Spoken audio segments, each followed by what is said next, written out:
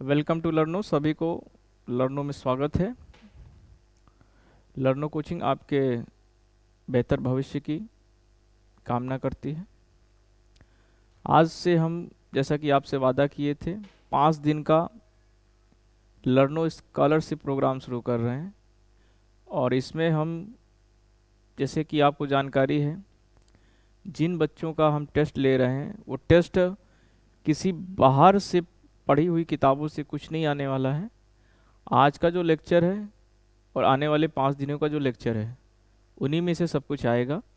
तो ध्यानपूर्वक ये हमारे सारे लेक्चरों को आप सुनिए, कॉपी पेन निकाल करके मतलब की चीज़ों को लिखते जाइए, क्योंकि आप जो कुछ भी यहाँ से अर्जित करेंगे उससे ही आपके सारे प्रश्नों के उत्तर हल होंगे और आपको अवसर मिलेगा हमारे साथ बिना किसी फीस के पढ़ने के अवसर। लर्नो एक ऐसे प्रोग्राम को चला रही है जिसके द्वारा मेधावी छात्रों को खोज कर हम यह प्रयास कर रहे हैं कि उनके भविष्य को श्रेष्ठतम बनाने के लिए जो कुछ हो सकता है वो मार्गदर्शन का कार्य हम लोग करेंगे, हम और हमारी पूरी टीम। तो आज से जो कोर्स हम शुरू कर रहे हैं उसका ये पहला लेक्चर है और आज हम जिस कोर्स को शुरू कर रहे हैं उसका नाम है स्कॉलरशिप कोर्स। तो स्कॉलरशिप कोर्स में जो सब्जेक्ट हमने चुना है, सभी लोग हमसे पूछ रहे थे वो सब्जेक्ट कौन होंगे। तो सब्जेक्ट आपके जो चुना है मैं आपको बताना चाहूँगा। उन सब्जेक्ट में पहला सब्जेक्ट है इतिहास, क्योंकि इस प्रोग्राम में सभी बच्चे सम्मिलित हैं, हाई स्कूल के और विशेषकर इंटर हाई स्कूल के। जो हाई स्कूल कर रहे हैं या हाई स्कूल में कर चुके हैं, इंटर कर रहे हैं या इंटर कर चुके हैं, दोनों के लिए कोर्स है। तो पहला जो सब्जेक्ट हमने चुना है, वैसे तो मैंने इसमें जीएस का पोर्शन उठाया है। जीएस मतलब जर्नल स्टडी। जर्नल स्टडी में आपके जो कोर्सेज हैं, जो सब्जेक्ट हैं, पहला सब्जेक्ट आपका होगा हिस्ट्री, हिस्ट्री यानी कि इतिहास। दूसरा सब्जेक्ट होगा जियोग्राफी,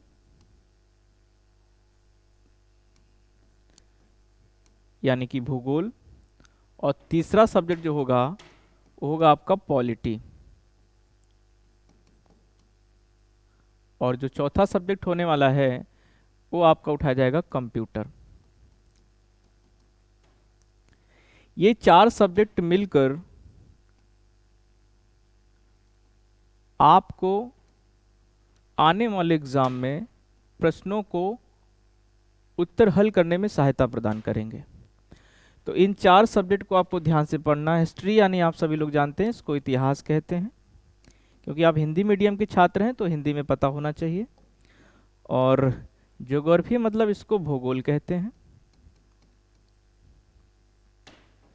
और पॉलिटी को आप राज्य व्यवस्था कहते हैं। आपके लिए नया सब्जेक्ट होगा। और कंप्यूटर को आप कंप्यूटर ही कहते हैं। ठीक है, तो आज से हम जो पहला सब्जेक्ट है इसे आप अच्छी तरह से समझ चुके होंगे कि मैं आपको किन सब्जेक्टों की बात कर रहा हूं और क्या क्या आपको पढ़ना है। इन्हीं को पढ़ते हुए आप मेरे उस आईक्यू टेस्ट का जो हम लोगों ने आयोजन किया है उसको क्लियर कर सकते हैं। अब हम आपसे बात करते हैं, जो पहला सब्जेक्ट अभी हमने आपको बताया इतिहास। इतिहास सब्जेक्ट की जो हमने चर्चा करी उसको हम आज आपको पढ़ाने जा रहे हैं। तो इतिहास को जब हम पढ़ते हैं तो उसमें जो चीज़ें होती हैं, पहला क्वेश्चन आता है क्या, कब, कहाँ और कैसे। इन 4 प्रश्नों के उत्तर ही आपके इतिहास को कंप्लीट करने में मदद करते हैं। तो आज हम इन्हीं प्रश्नों को हल करते हैं और आज की क्लास में हम क्या पढ़ने वाले हैं उधर चलते हैं। तो आज की क्लास में जो हम पढ़ने वाले हैं वो है क्या सीखेंगे। पहला क्वेश्चन है हमारा क्या सीखेंगे। तो क्या सीखेंगे दोस्तों, आज हम क्या सीखेंगे, ये वाले प्रश्न को ध्यान रखिएगा। क्या सीखेंगे, तो इस आज की क्लास में हम सीखेंगे कि इतिहास क्या है। पहला क्वेश्चन, इतिहास क्या है। दूसरे की बात करेंगे तो इतिहास के स्रोत, यानी इतिहास की जानकारी हमें किन स्रोतों से मिलती है। और इसके बाद इस तरीके से करेंगे भारत का नाम कैसे पड़ा। आज जो देश हमारा भारत है क्या वास्तव में इसका नाम पहले से भारत था या अभी पड़ा। इसके बाद में हम इतिहास के स्रोत, ये दोबारा लिख गया है, कोई बात नहीं। इसके बाद तारीख का मतलब, क्योंकि इतिहास में तारीख का अपना मतलब होता है, क्योंकि किसी भी घटनाचक्र को क्रमिक रूप से याद रख पाना तारीख से ही संभव है। तो इन सब चीज़ों का हम अध्ययन करने वाले हैं आज के चैप्टर में। तो पहला टॉपिक है इतिहास क्या है। तो देखिए इतिहास क्या है, इतिहास क्या है इसको जानते हैं। इतिहास क्या है, तो दोस्तों हम लोग इतिहास क्या है इसकी बात करते हैं। तो इतिहास क्या है, आपके सामने प्रश्न है इतिहास क्या है, और ये प्रश्न आपके भी दिमाग में आना चाहिए कि व्हाट इज हिस्ट्री, यानी इतिहास क्या है। तो पहला हम ये बताना चाहेंगे कि इतिहास क्या है। इस तरीके से इसको देखिए, इतिहास क्या है। इतिहास मानव के बीते हुए कल, दोस्तों मानव के बीते हुए कल की कहानी को इतिहास कहते हैं।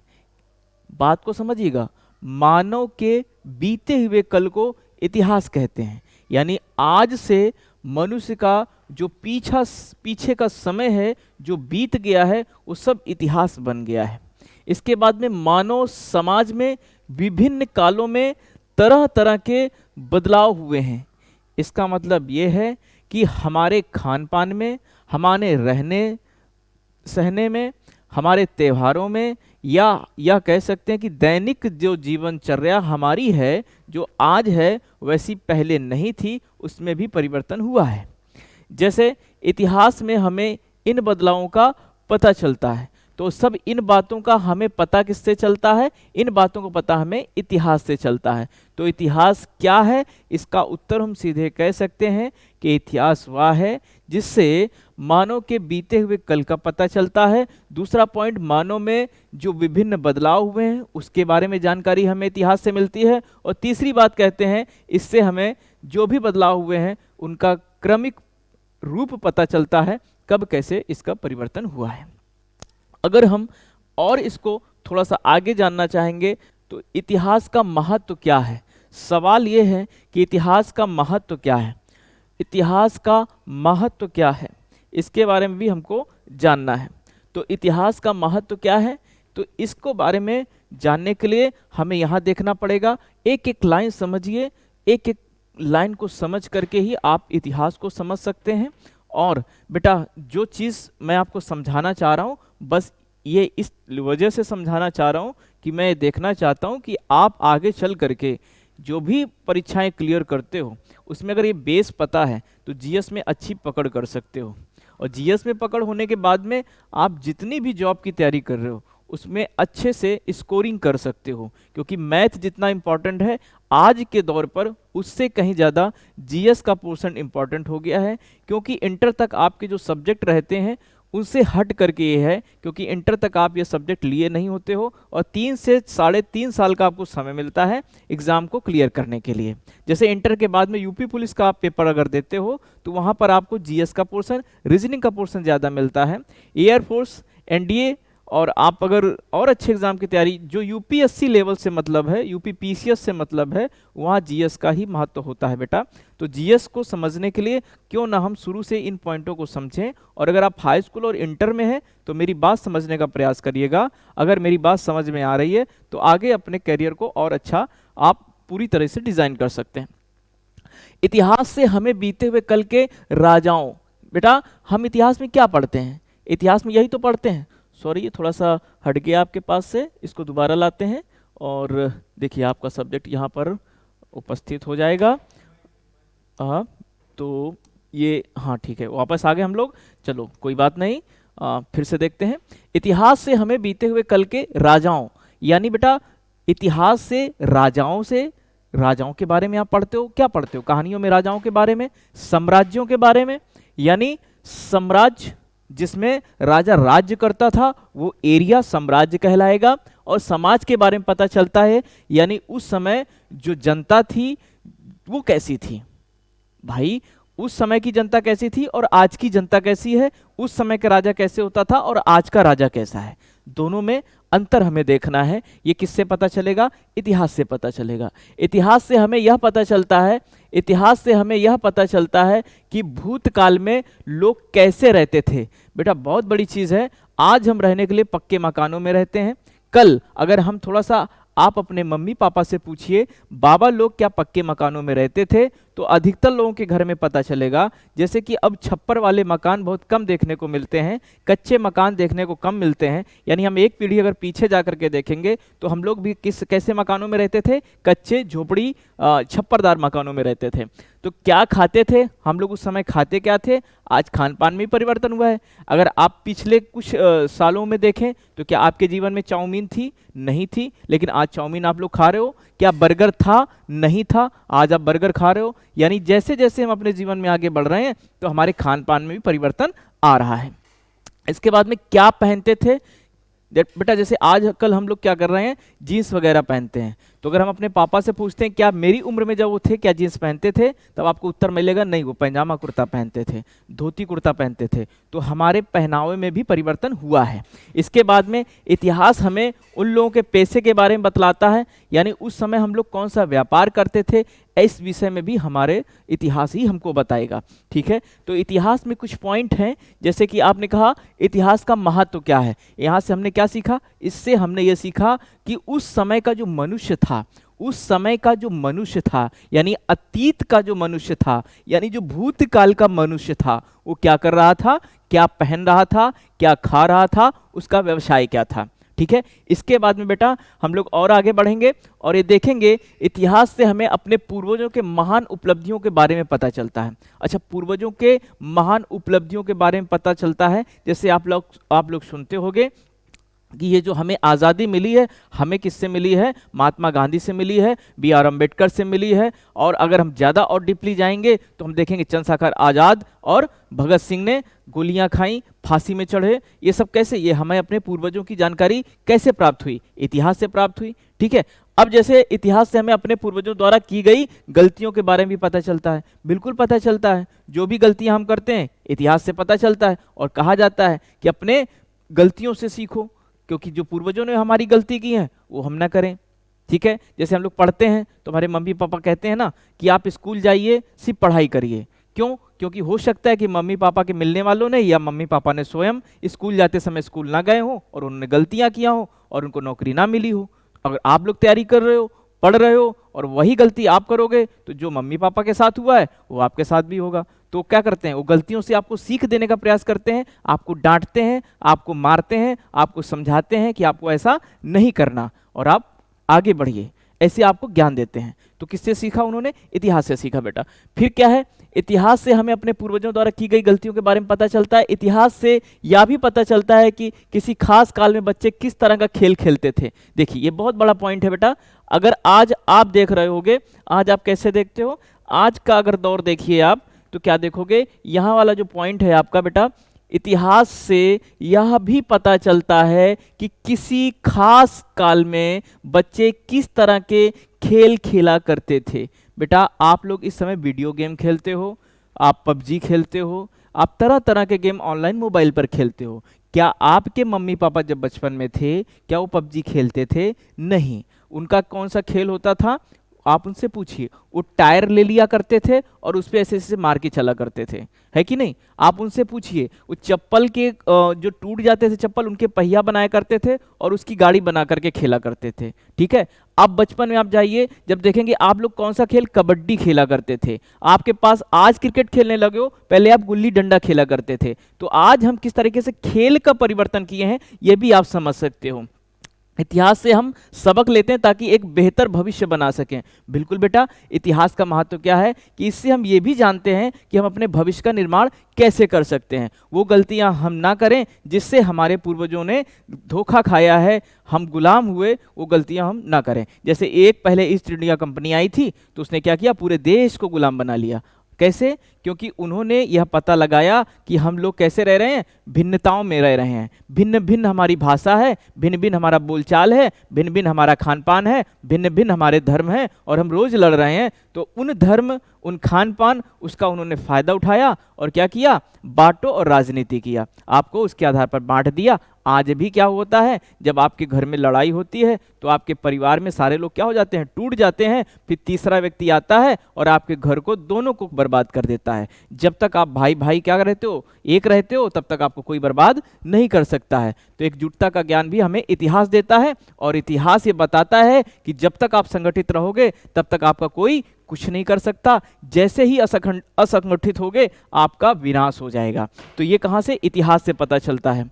ठीक है बेटा, तो अब हम देखते हैं थोड़ा सा और इसके बारे में जानेंगे। अब क्वेश्चन उठता है बेटा, क्वेश्चन उठता है ये सब बातें जानने के बाद में कि पहले लोग रहते कहां थे। आपका प्रश्न उठता है बेटा, ये आपको जानना भी चाहिए कि लोग रहते कहां थे। ठीक है बेटा, कि क्वेश्चन क्या है, लोग रहते कहां थे। ये क्वेश्चन बहुत इंपॉर्टेंट है, इसे ध्यान से समझिए कि पहले लोग रहते कहां थे। आज तो हर जगह रहने लगे हैं, पहले कहाँ रहते थे? तो पहले बेटा लोग नदियों के किनारे रहते थे, क्योंकि उन्हें आसानी से वहाँ से पीने योग्य पानी मिल जाता था।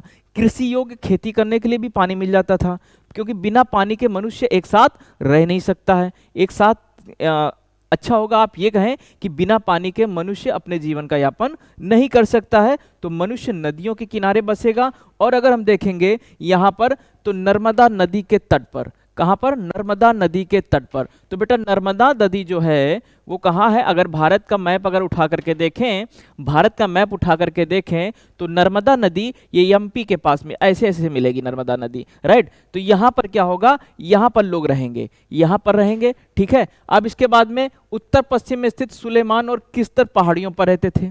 उत्तर पश्चिम, उत्तर पश्चिम मतलब समझते हो बेटा, उत्तर किधर होगा, उत्तर इधर होगा और पश्चिम इधर, सॉरी उत्तर इधर होगा और पश्चिम किधर होगा, इधर होगा। ठीक है, तो यहां पर पहाड़ियां थी, सुलेमान पहाड़ियां वगैरह, तो यहां रहते थे। ठीक है, अब इसके बाद में बताते हैं पूर्वोत्तर की गारो पहाड़ियों पर और मध्य भारत के विंध्य पहाड़ियों पर। ठीक है, और कहां रहते थे, सिंधु और उसकी सहायक नदियों के पास, गंगा और सोन नदियों के किनारे। तो अभी हम आपको मैप के द्वारा इनकी सटीक जानकारी दिखाते हैं आपको अभी। ठीक है, तो पहले मनुष्य कहां रहते थे, बहुत इंपॉर्टेंट टॉपिक है। पहले मनुष्य नर्मदा नदी के तट पर रहते थे, उत्तर पश्चिम में स्थित सुलेमान और किश्तर पहाड़ियों पर रहते थे, पूर्वोत्तर की गारो पहाड़ियों पर और मध्य भारत के विंध्य पहाड़ियों पर रहते थे, सिंधु और उसकी सहायक नदियों के पास, गंगा और सोन नदियों के किनारे। अब हम इसको मैप के द्वारा दिखाना चाहेंगे आप लोगों को बच्चों। तो मैप के द्वारा देखने के लिए आपको क्या करना होगा, बस एक सेकेंड वेट, यूं ही वीडियो पे बने रहिए, बिल्कुल एक एक चीज क्लियर होगी, वीडियो से बाहर नहीं जाने की आवश्यकता है। एक एक चीज को समझिए, क्योंकि पेपर में यहीं से पूछने वाला हूं। ठीक है, तो क्या है, अब देखिए ये क्या है, भारत है, क्या है, भारत है। अभी हमने क्या बताया, लोग नर्मदा नदी के किनारे रहते थे, हिमालयन, अभी महानदी है, गंगा नदी है, तो गंगा नदी के किनारे रहेंगे। अभी सिंधु नदी की बात की तो इंडस नदी के पास रहेंगे। ठीक है, तो ये जो जगह है यहां पर भारत में लोग रह रहे थे, कब, पूर्व में, इतिहास में। ठीक है, अब इसके बाद कहते हैं, नेक्स्ट चलते हैं नर्मदा नदी के पास में। ठीक है, तो यहां के बारे में जानकारी कर लो। नर्मदा नदी, कई हजारों वर्षों तक लोग नर्मदा नदी के नजदीक रहते थे। नर्मदा नदी अभी आपको हमने दिखाया ना, ये इसके नजदीक रहते थे, कब तक, हजारों साल तक। ठीक है, तो कई हजारों वर्षों तक लोग नर्मदा नदी के नजदीक रहते थे। वे लोग शिकार करते थे या फिर कंदमूल फल इकट्ठा करते थे। शिकार करने का मतलब, क्यों करेंगे शिकार, को किसी को क्यों मारेगा, शिकार करने का मतलब अपना पेट पालने के लिए वो लोग शिकार करते थे। अब शिकार करने में बहुत से जीवों का शिकार करते होंगे, जैसे आप क्या करते हो, आप में से कई लोग तालाबों में, नदियों में मछलियां का शिकार करते हो ना, बंसी डाल करके, बैठ करके। तो वो लोग भी किस लिए, खेलने के लिए तो करते नहीं हो, पेट भरने के लिए। ठीक है, तो इसी लोग शिकार करते थे, यानी भोजन के लिए। और क्या करते थे, वो लोग शिकार करते थे और फिर कंदमूल फल, बेटा एक कंदमूल फल होता है, उससे भी लोग खा करके अपने जीवन को बचाया करते थे। बहुत ताकतवर फल होता है कंदमूल फल। ठीक है, अब तो मिलता नहीं है। कंदमूल फल खाते थे या शिकार करते थे। तो तुमसे क्वेश्चन पूछा जा सकता है कि पहले लोग जो नर्मदा नदी घाटी के किनारे रहते थे वो क्या खाते थे, तो बेटा वही कंदमूल फल और शिकार करते थे। ठीक है, ऐसे लोग किसी एक स्थान पर नहीं रहते थे, बल्कि खानाबदोश या बंजारे थे। बेटा इस लाइन को समझने में थोड़ा सा दिमाग पे जोर देना पड़ेगा, एक जगह नहीं रहते थे। अच्छा, आप लोगों ने आसपास कई ऐसे लोगों को देखा होगा जिनके घर नहीं होते हैं, ठीक है, वो लोग क्या करते हैं, वो लोग आज यहाँ रुके हैं तो कुछ दिन बाद कहीं और रुकेंगे, और वो रोड किनारे मकान बना लेते हैं। ऐसे कई लोगों को आप जानते होंगे जो हंसिया, खुरपी और आपका फावड़ा वगैरह बनाते हैं, काफी लोग आपको दिखाई देते होंगे रोड के किनारे। तो उनका जीवन कैसा है, खानाबदोश जीवन है, उनका खुद का घर नहीं है। तो ऐसे लोग क्या करते थे, तो ये बंजारे के तरीके रहते थे और वो बंजारा कहलाते थे, ठीक है। अब आप सुलेमान और किरधर के पहाड़ियों के पास कैसे लोग रहते थे, इनके बारे में जानकारी कर लेते हैं। सुलेमान और किरधर पहाड़ियों के बीच में, इन पहाड़ियों में लोग लगभग 8000 वर्ष पहले रहते थे। बेटा आज जो वर्ष है किस में रह रहे हैं आप, आज से 8000 वर्ष पूर्व, यानी अभी तो आप 2023 साल को जानते हो, कितना जानते हो, 2023 साल। भाई 2023 चल रहा है ना, तो 2023 का मतलब क्या हुआ, 2023 साल को आप जानते हो, लेकिन उसके पहले तो कैलेंडर था नहीं। तो उसके पहले 8000 वर्ष पूर्व हमारे लोग कहाँ रहते थे, सुलेमान और किरधर पहाड़ियों के बीच में। और वे लोग उन पहले लोगों में से थे जिन्होंने खेती की शुरुआत की थी। यानी बेटा जो ये कह सकते हैं यहाँ से कि खेती की जानकारी किन लोगों को थी, तो जो सुलेमान पहाड़ियों के पास रहते थे उन लोगों को खेती की जानकारी थी। वे गेहूं और जौ की खेती किया करते थे, किसकी, गेहूं और जौ की खेती। सुलेमान की पहाड़ी अफगानिस्तान की तरफ, ठीक है, तो किसकी, गेहूं और जौ की खेती किया करते थे। तो गेहूं की जौ की खेती कौन के लोग किया करते थे, सुलेमान पहाड़ी के पास रहने वाले लोग, ठीक है। इसके बाद में अगर हम देखें तो ये लोग भेड़ बकरी तथा गाय बैलों को पाला करते थे। किसको, ये पशुपालन भी करते थे, ऐसा कह सकते हैं। और पशुपालन में किन जानवरों को पालते थे, भेड़ बकरी तथा गाय बैलों को, भेड़ बकरी तथा गाय बैलों को। इसके बाद में लोग एक स्थायी जीवन जीते थे। कैसा, एक स्थायी जीवन जीते थे। अब अगर खेती करेंगे तो एक जगह रुकेंगे ना, वो अब तो भागेंगे नहीं, क्योंकि जब तक खेती वो काट नहीं लेंगे तब तक कहीं जाएंगे नहीं। अब अगर खेती कर रहे हैं तो खेती करने के लिए जानवरों की आवश्यकता होगी। तो पहले लोग खेती किससे करते थे, बैल से करते थे। और बैल कहां से प्राप्त होते थे, गाय से प्राप्त होते थे। तो गाय और बैल ये दोनों को इकट्ठा करते थे, इनको वहां रखते थे, पालते थे।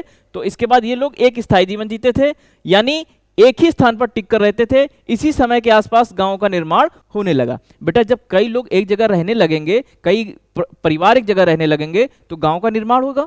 यानी एक जगह रह रहे हैं, भाई गांव कौन होता है, गांव में कई परिवार एक साथ रहते हैं।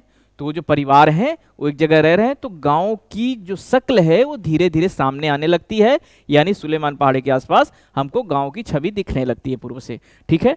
इसके बाद में हम अगर देखेंगे गारो और विंध्य की पहाड़ियां, गारो और विंध्य की पहाड़ियां के लोग क्या काम था, गारो की पहाड़ियों में रहने वाले लोग उन पहले लोगों में से थे जिन्होंने धान की खेती शुरुआत की थी। बेटा गेहूं और जौ की खेती कहां से पता चलती है, सुलेमान पहाड़ी से। लेकिन धान की खेती के बारे में पता चलता है कहां से, कहां के लोग करते हैं, गारो और विंध्य की पहाड़ियों के आसपास रहने वाले लोग किसकी खेती किया करते थे, धान की खेती। यानी चावल, आप वहां से चावल की जानकारी प्राप्त होती है।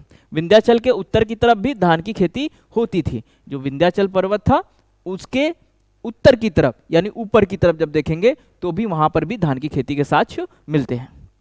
इतिहास से हमें बहुत कुछ जानने को मिलता है बेटा। सिंधु और उसकी सहायक नदियां, अब हम जानेंगे सिंधु और सहायक नदियां वो हमारे लिए क्यों महत्वपूर्ण है। देखिए आपके लिए नर्मदा महत्वपूर्ण है क्योंकि हमारे पूर्वज वहां रहते थे, हमने देखा भी सुलेमान की पहाड़ी वहां हमारे लोग रहते थे, गारो की पहाड़ी, विंध्य की पहाड़ियां वहां हमारे लोग रहते थे। कैसे जीवन यापन कर रहे हैं वो हम देख रहे हैं। अब हम देख रहे हैं सिंधु नदी हमारे जीवन से क्यों जुड़ी है, क्योंकि सिंधु नदी के किनारे भी हमारे पूर्वज रहा करते थे। तो सिंधु और उसकी सहायक नदियों के आसपास आरंभिक शहरों का विकास लगभग 4700 वर्ष पहले हुआ, यानी 4700 वर्ष पहले हुआ। और यहाँ क्या गंगा और सोन नदी किस तरीके से हमारे जीवन से संबंध रखती है, तो गंगा नदी और सोन नदी, गंगा नदी के किनारे पर भी शहरों का विकास लगभग 2500 वर्ष पहले हुआ। बेटा दो चीज याद रखना, क्या कि अगर हम सिंधु नदी के विकास की बात करेंगे तो सिंधु नदी में जो हमारे लोगों ने शहरों का निर्माण किया वो लगभग 4700 वर्ष पूर्व था। और अगर गंगा नदी की बात कर रहे हैं तो 2500 वर्ष पूर्व था। ठीक है, कुछ शहरों में सोन जैसी सहायक नदियों के किनारे भी विकसित हुए हैं, कुछ जो शहर हैं उस सोन नदी के किनारे भी विकसित हुए हैं।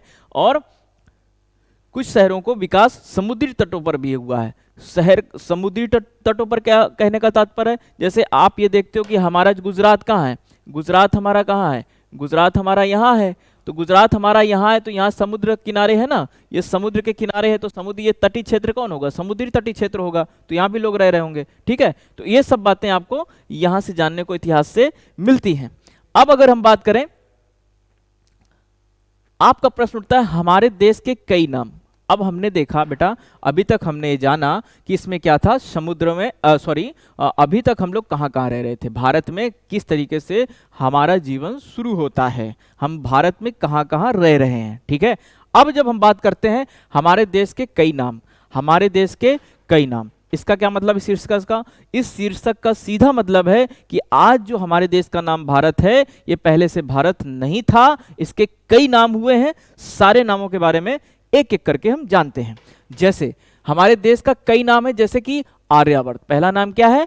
आर्यावर्त। दूसरा नाम क्या है? जम्बूद्वीप। तीसरा भारतवर्ष, और भारत, हिंदुस्तान, इंडिया आदि कई नाम से आप जानते हो। जैसे आप सुना होगा हमारा देश सोने की चिड़िया कहलाता था। ठीक है, तो ऐसे कई पूर्व नाम थे। आजकल इंडिया, हिंदुस्तान और भारत प्रचलित है। आजकल हम भारत में कह देते हैं हम भारत के रहने वाले हैं, हिंदुस्तान के रहने वाले हैं और इंडिया के रहने वाले हैं। यानी तीन देश अलग नहीं है बेटा, भारत को ही इंडिया कहते हैं, India is Bharat and Bharat is India. ये संविधान में हमें बोला गया है। हिंदुस्तान का जिक्र नहीं है, लेकिन हम फिर भी हिंदुस्तान देश इसको कहते हैं। यानी हम अपने देश को किस तीन नामों से जानते हैं? हिंदुस्तान, भारत और इंडिया। वर्तमान की बात करें तो, और अनुच्छेद 1 में भारत अर्थात इंडिया, ये स्पष्ट किया गया है भारत के संविधान में कि भारत के संविधान में भारत का मतलब इंडिया और इंडिया का मतलब भारत होगा। तो अगर संवैधानिक तौर पे बात करें तो हमारा केवल देश का एक ही नाम है, भारत, इंडिया। इंडिया मतलब भारत और भारत मतलब इंडिया, तीसरा कुछ भी नहीं। तो इस तरीके हम देख सकते हैं हमारे देश का नाम क्या है। ठीक है बेटा, तो क्वेश्चन उठता है कि वर्तमान में हम भारत को भारत के संविधान के अनुसार, अगर या हम क्वेश्चन कह सकते हैं संविधान के अनुसार हमारे देश का क्या नाम है, तो आप ठीक आएगा भारत, दूसरा आएगा इंडिया, तीसरा आएगा हिंदुस्तान, और आएगा उसमें केवल एक और दो सही है, या कह सकता है तीनों सही है। तो आपको लगाना है केवल एक और दो, यानी भारत और इंडिया, हिंदुस्तान सही नहीं है। ठीक है, इसके बाद में इंडिया। आज हम इंडिया के बारे में जानेंगे, यानी अपने देश के बारे में जानेंगे। तो क्या जानेंगे? ईरान और ग्रीस के लोग भारत के उत्तर पश्चिमी इलाकों में आया करते थे। यानी जो ईरान था वो हमारा किधर था? ये भारत है हमारा, क्या है? ये हमारा भारत है। ए भाई थोड़ा सा साथ दो, आप परेशान मत करो। हाँ ये है, पेन ले लेते हैं, और ये भारत है हमारा। अगर ये भारत कहें तो भारत में कह रहा है कि ईरान और ग्रीस के लोग, तो ईरान इधर है बेटा, ऐसे भारत के इस तरफ, तो ईरान और ग्रीस के लोग भारत के उत्तर पश्चिमी इलाकों से आते थे। उत्तर पश्चिम बोले तो किधर से? इधर से और इधर से, यानी उत्तर पश्चिम से लोग आया करते थे। कहाँ आया करते थे? भारत आएंगे। कहाँ आएंगे? भारत आएंगे। तो भारत इलाकों से आया करते थे, इसलिए वो सिंधु नदी के बारे में जानने लगे। और यहाँ पर एक नदी पड़ती थी जिसको बोलते थे सिंधु नदी। क्या बोलते थे? सिंधु नदी। तो अब ये यहाँ नदी के किनारे आ गए, अब छोटी नदी तो है नहीं, पार तो कर नहीं पाएंगे, तो इस नदी को पार करने के लिए इन्होंने इसको, जो सिंधु नदी, इसी को इंडू कहने लगे। ठीक है, तो इसलिए वो सिंधु को इंडस नदी के बारे में जानने लगे। वे इस नदी को इंडोस या इंडोश कहते थे। अब ये लोग जो बोलते थे इनकी भाषा में, इसको इंडोस, सिंधु को क्या बोलते थे? इंडोश बोलते थे। क्या बोलते थे? इंडोश बोलते थे, या इसको क्या बोलते थे? इंडस बोलते थे, या हिंदोश बोलते थे। इस तरह इस सिंधु नदी के पूर्व की ओर पड़ने वाले इलाके का नाम क्या पड़ा? इंडिया पड़ा। अब पूर्व का मतलब क्या हुआ? इधर वाला। ठीक है, ये पूर्व हुआ, इधर पश्चिम हुआ। तो सिंधु नदी के इधर जो क्षेत्र था उसको क्या कह दिए?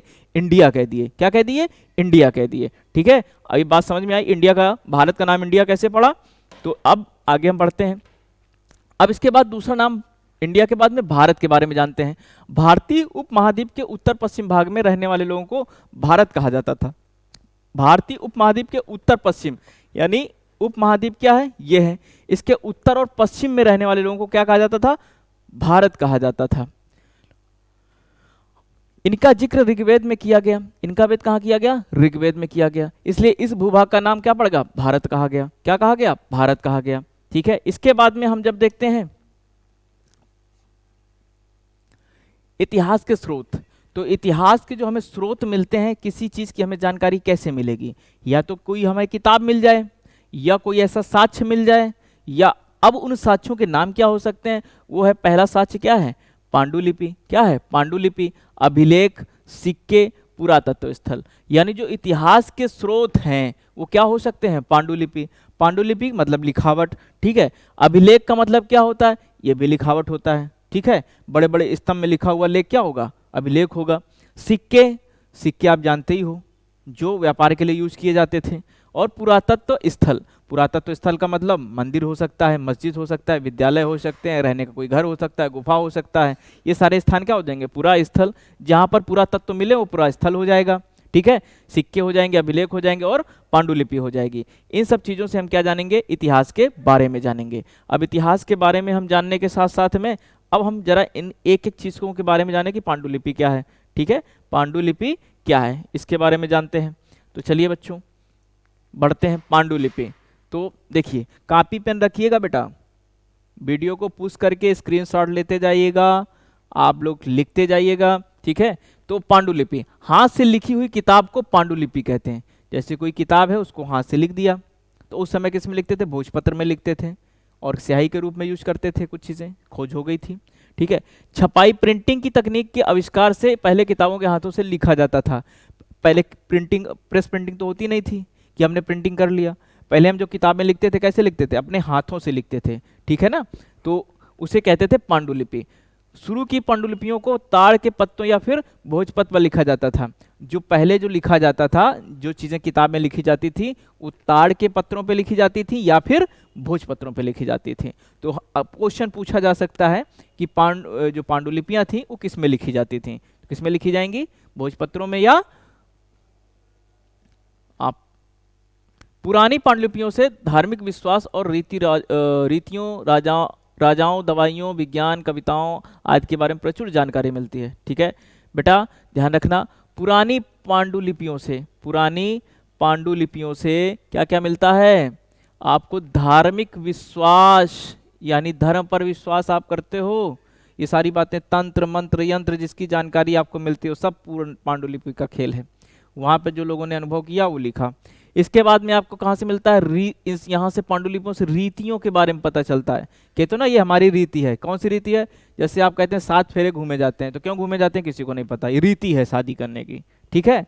तो ये सब। अब राजाओं के बारे में, कौन कौन से राजा थे उस समय, तो उस राजाओं के बारे में लिखे होंगे।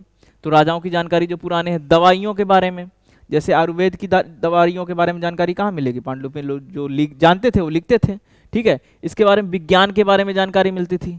विज्ञान का मतलब क्या है कि कुछ चीज़ें जो यूज होती थी, जो तंत्र आप यंत्र कह सकते हो पहले, तो विज्ञान की कुछ रसायन होते थे उनका उपयोग कर लेते, क्योंकि दवाइयों में रसायन का उपयोग करेंगे ना, तो किसका पार्ट हो जाएगा? विज्ञान का हो जाएगा।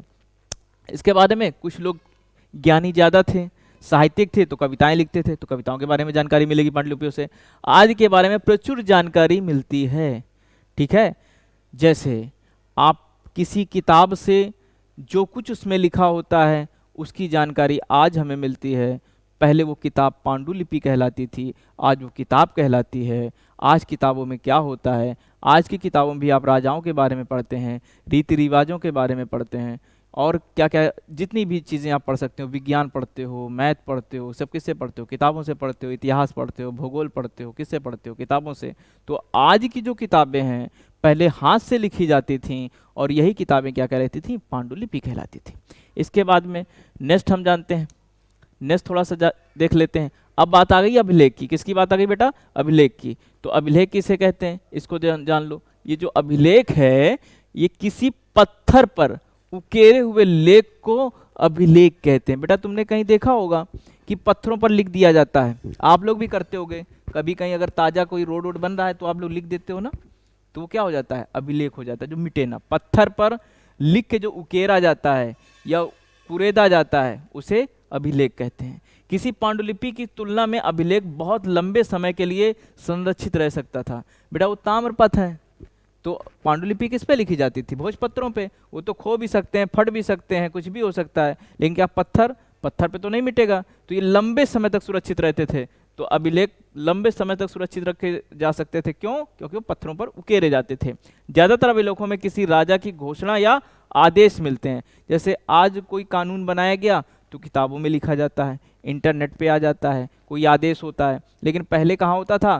पहले खंभों में लिख दिया जाता था, उसे पढ़ते थे। तो अभी आप अशोक के स्तंभ ऐसे आगे जाकर के काफ़ी इतिहास में पढ़ोगे, ठीक है। तो इस तरीके से आप अभिलेख के बारे में जानते हो। अब बात करें, ऐसी घोषणाओं को अभिलेखों पर इसलिए लिखवाया जाता था ताकि अधिक से अधिक लोग उन्हें पढ़ सकें। जो पढ़े हुए लोग होते थे उसको पढ़ते थे, खंबे पे गड़ा है, जैसे आज भी देखते हो आप लोग। अब लोग क्या करने लगे, बैनर वगैरह लगाने लगे हैं। पहले क्या लगाया जाता था, अपनी जानकारी देने के लिए अभिलेख लगाए जाते थे, ठीक है। तब तो छपाई मशीन थी नहीं कि बैनर लगा दिया। अब कोई चुनाव लड़ रहा है, बैनर लगा दिया, अपनी फोटो लगा दिया, लिख दिया। पहले ऐसा थे नहीं। पहले क्या था, राजा वहाँ का अपने नियम और कानूनों को अभिलेख में लिखता था, ठीक है। कुछ अभिलेखों में राजाओं, व्यापारियों और अन्य लोगों द्वारा किए गए अच्छे कामों के बारे में लिखा जाता था, ठीक है। आज भी आप देखते होंगे, जब रोड बनता है तो माननीय मंत्री जी का एक बोर्ड लग जाता है, ठीक है, फलाने मंत्री के द्वारा कराया गया। तो वो पहले काम किसके, अभिलेख के अंतर्गत किया जाता था। ऐसे अभिलेख अक्सर संस्कृत या प्राकृतिक या तमिल में लिखे जाते थे। आपसे क्वेश्चन बेटा पूछा जा सकता है कि अभिलेख पहले किन भाषाओं में लिखे जाते थे, तो या तो संस्कृत में होते थे, या प्राकृतिक भाषा में होते थे, या तमिल भाषा में। जहाँ प्राकृतिक भाषा की बात करें तो वहाँ की रीजनल भाषा होती थी, जहाँ वो बोली जाती थी, ठीक है बेटा। अब इसके बाद में जहाँ बात सिक्के की करते हैं, अब किसकी बात करते हैं, सिक्के की करते हैं। तो सिक्के में क्या होता था, सिक्के पर अक्सर उसे जारी रखने, बेटा इसे थोड़ा सा नीचे कर लेंगे, हाँ, सिक्के पर अक्सर उसे जारी, सिक्के पर उसे जारी करने वाले राजा की तस्वीर रहती थी। जिस राज्य में वो सिक्का जारी किया जाता था उस राजा की उसमें तस्वीर होती है, जैसे आज नोटों पे गांधी जी की तस्वीर होती है, ठीक है। तो पहले गांधी जी की नहीं होती थी, वहां पर उस समय वहां के राजा की तस्वीर होती थी। इसलिए इस सिक्के से उस समय के राजा के बारे में पता चलता है। तो उससे उस जिस समय के सिक्के होंगे तो उससे पता चलेगा कि उस समय राजा कौन रहा होगा, राइट। अब इसके बाद में सिक्कों से उस जमाने के कारीगरों के महारत के बारे में पता चलता था।